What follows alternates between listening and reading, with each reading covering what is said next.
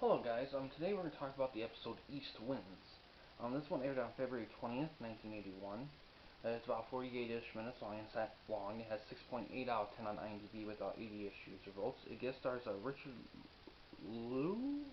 Like L-O-O. I don't know if it's Lou or Low. I don't know how you pronounce that. I think it's Lou. He was in the movie The Man with the Golden Gun, a James Bond movie. And it's directed by Jack Coven, who plays Jack McGee in the show. So yeah, and this is another one directed by him. Unfortunately, he only did two. This is the second one, and this one, I think the reason why it's low. This movie in this one episode, David lives in Chinatown, and let's see.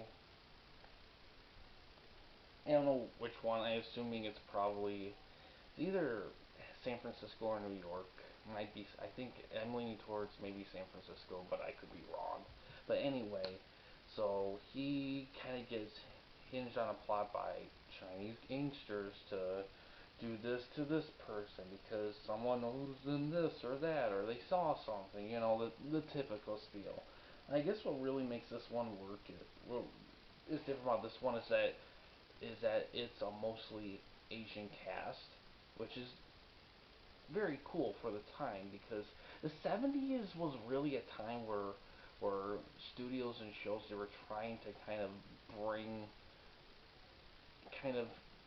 do stuff that was a bit more representative of people, try to bring a little bit more equality. That's kind of when it started, was the 70s, because the 60s there was a few big things that they tried to do, but it was too kind of early. But it did help bring forward things that would come in the 70s and then 80s, and then things start to become more familiar to what it is today.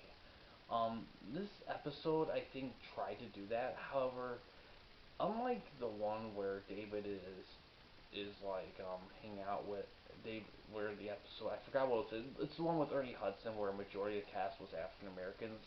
This one feels a little, doesn't feel quite there's right.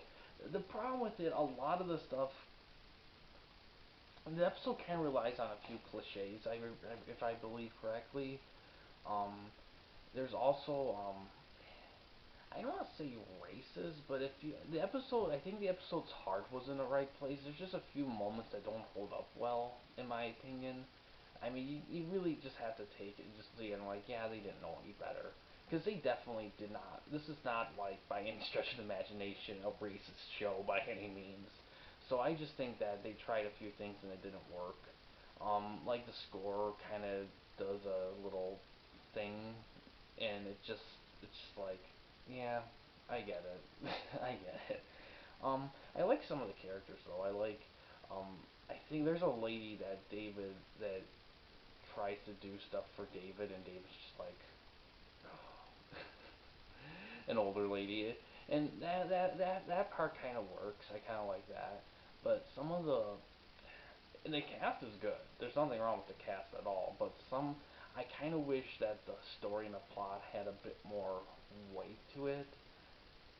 Something a bit more meaningful. But as it is, for what they trying to do, they kind of rely on kind of a by the numbers plot. I kind of wish they added a bit more of a spin to it.